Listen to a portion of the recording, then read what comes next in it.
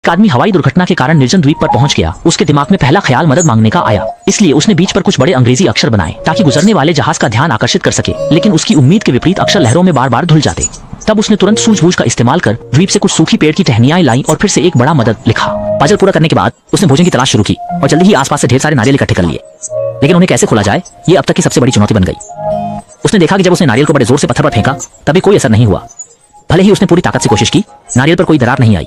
यह तरीका काम ना आने पर उसने पत्थर का इस्तेमाल करके पागलों की तरह पीटना शुरू किया। लेकिन उसने नारियल की कठोरता को कम आंका। पत्थर बिखर गया पर नारियल पर कोई असर नहीं हुआ। सौभाग्य से एक टुकड़ा काफी तेज था। उस आदमी ने उसका उपयोग नारियल की बाहरी परत को काटने के लिए किया और फिर अपनी पोशाक जल्दी से उतार दी। उसके तुरंत बाद उसने जोर से एक बार किया। कड़ी मेहनत के बाद आखिरकार उसने नारियल खोल दिया, लेकिन सब कुछ जमीन पर बिखर गया। पिछली बार के अनुभव से सीख लेते हुए इस बार उसने नारियल पर एक छोटा सा छेद किया और अंततः मीठा और स्वादिष्ट नारियल पानी पी सका। पीने की जरूरत पूरी हो गई, अब खाने की तलाश करनी थी। जैक ने दूर से पहाड़ों की ओर देखा और खाने की तलाश में वहां जाने का निर्णय किया।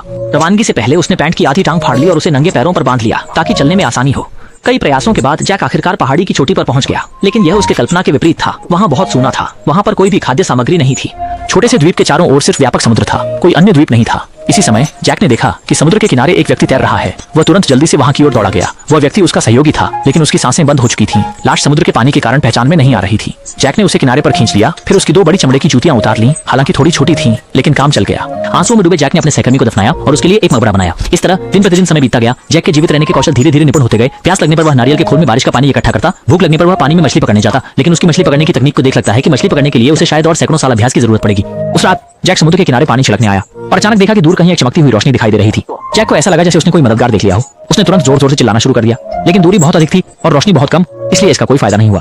अगले दिन सुबह तक वह रोशनी की किरण अब भी बनी हुई थी, इसलिए जैक ने लाइफ बोट को हिलाते हुए रोशनी की दिशा में जाने का निश्चय किया। लेकिन उसने समुद्र की ताकत को कम आंका। एक लहर आई और उसकी लाइफ बोट को उलट दिया। वह न केवल भाग नहीं पाया, बचाव नौका भी हवा से खाली थी और सबसे खराब बात यह थी कि खुद भी समुद्री चट्टानों से चोटिल हो गया था। मजबूर होकर उसे गैस से भरी बचाव नौका को समुद्र तट तक खींचना पड़ा। लेकिन मौसम ने भी साथ नहीं दिया। गंभीर रूप से घायल होने के कारण उसे मूसलाधार बारिश का भी सामना करना पड़ा। सौभाग्य से उसे बारिश से बचने के लिए एक गुफा मिल गई, लेकिन घाव के दर्द के कारण वह तुरंत बेहोश हो गया। अगले दिन तक जब गुफा के अंदर तेज धूप पड़ी तो वह धीरे धीरे जागा।